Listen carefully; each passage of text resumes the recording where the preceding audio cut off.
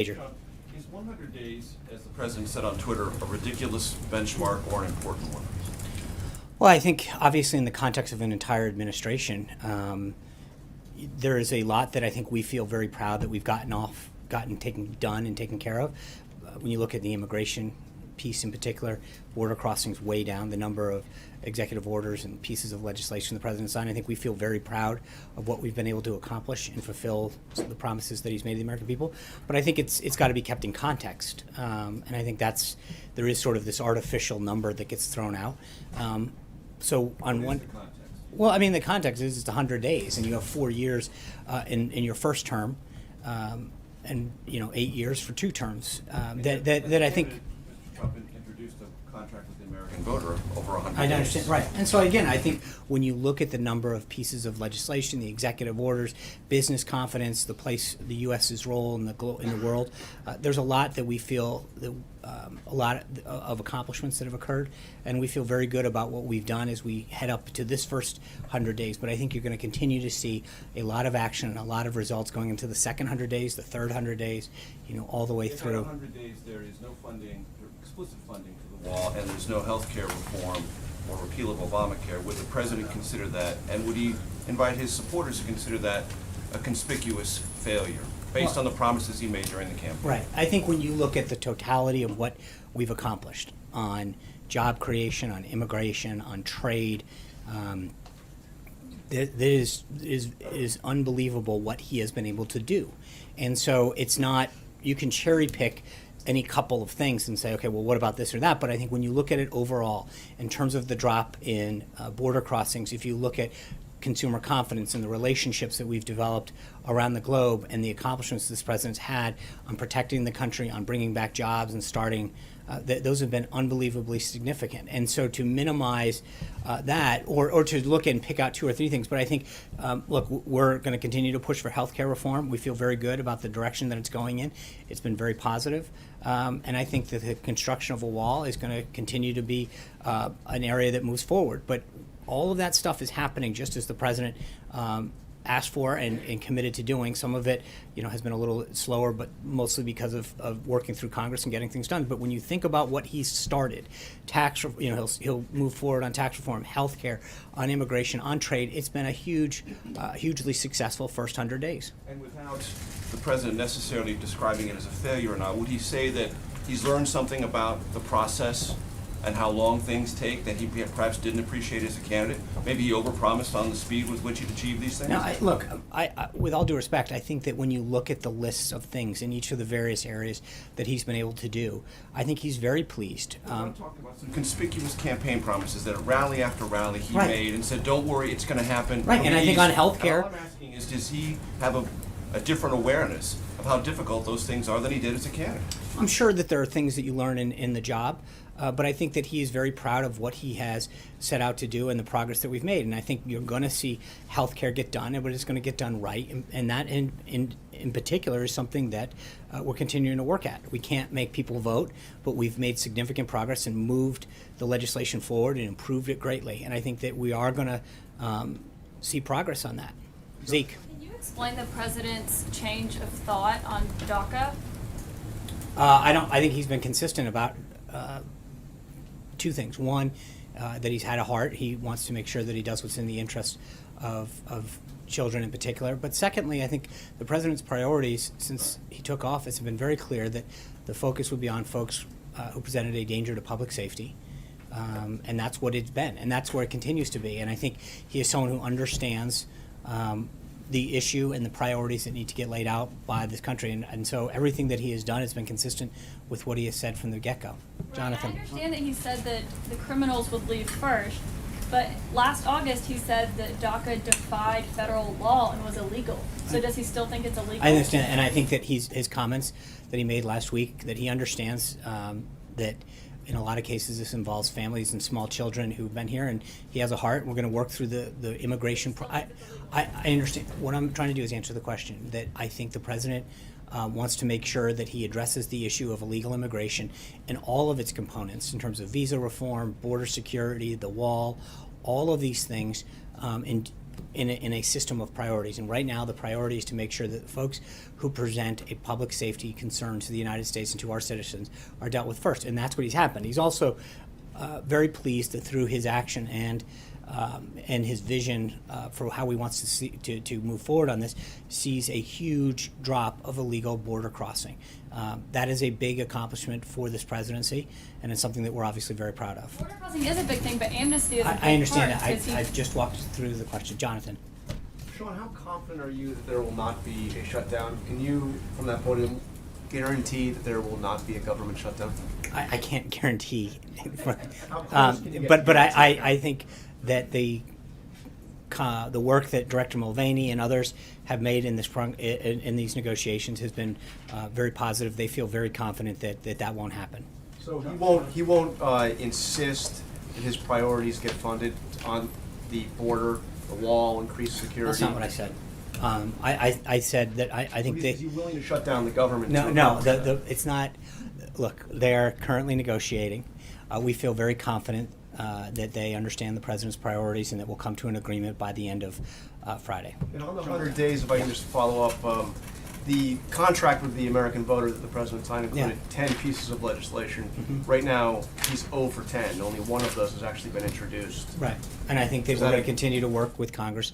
As he says in that document, I will work with Congress to achieve these, and we are going to continue to work with Congress to achieve those. But why have 9 of them not even been introduced? I think when you look at what he has done in terms of the Supreme Court justice, the executive orders, the number of legislation, there's a lot that has gotten done. I don't think anyone, I remember very clearly the first few weeks, and still to some extent, the comments that got made about the pace that we were keeping and we have kept.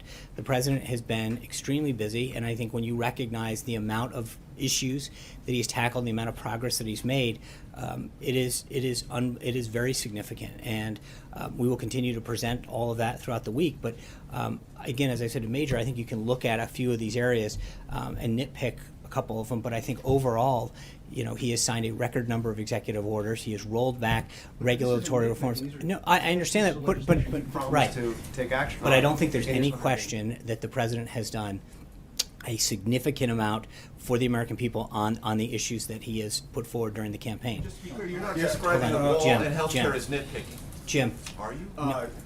I'm not, neither of the, no, I'm not, those pieces are not small, but I'm saying in terms of overall what he has accomplished has been unbelievably significant.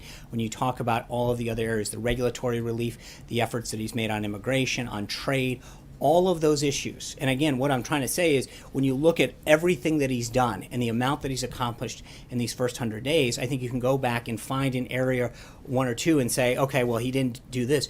But I think you have to look at it in totality of what he actually did get done. John, Jim. on the wall, why is there even a discussion about shutting down the government over paying for the wall? Isn't Mexico supposed to pay for the wall? Well, I think, Jim, the president has made very clear that initially we needed to get the funding going, and there's be several mechanisms to make sure that that happens.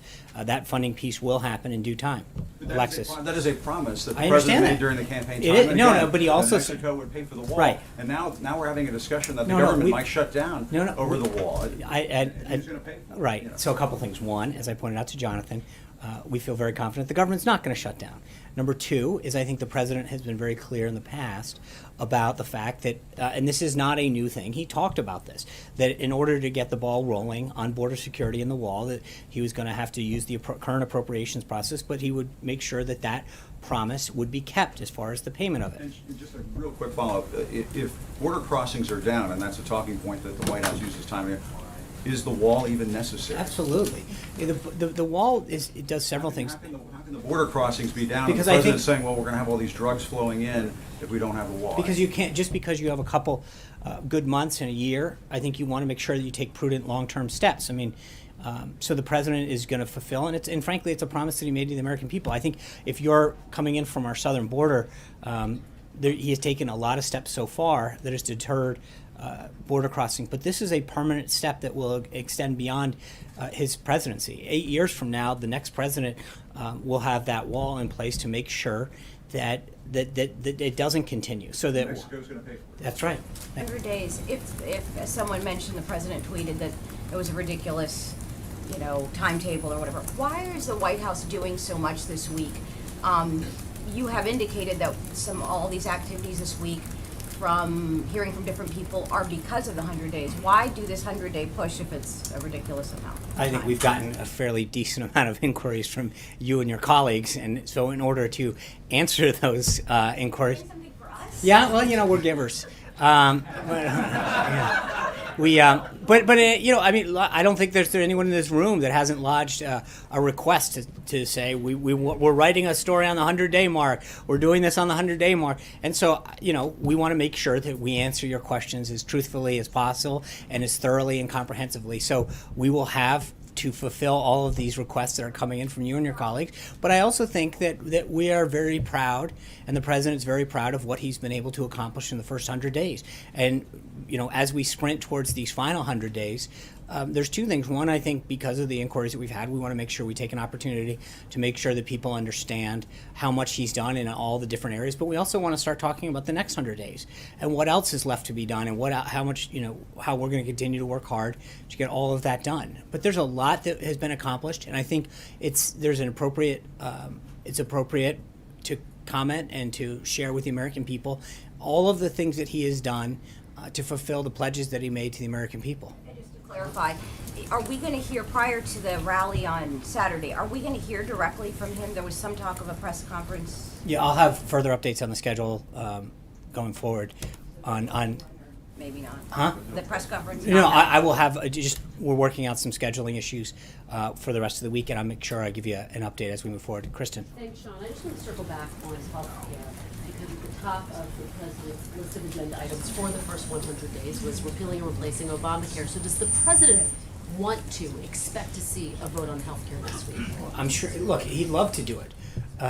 If the speaker and the majority leader and the whip come and tell him that they've got the votes, then we'd love to do it. I think his goal isn't to fit it into a finite timetable, as he mentioned on Friday. If it happens this week, that's great. If it happens next week, that's great too. The goal is to get it done and get it done right, and so we're not going to jam it through just for the sake of it. So he's concerned about potentially rushing it through. I hear what No, you're no, saying. He doesn't want right. it to happen this week just to meet that benchmark. Exactly. Okay. Let me ask you about tax reform. I know you don't want to get ahead of the announcement on Wednesday. Thank you. But there's a sense that it is more realistic to pursue targeted tax cuts as opposed to broad tax reform. Right.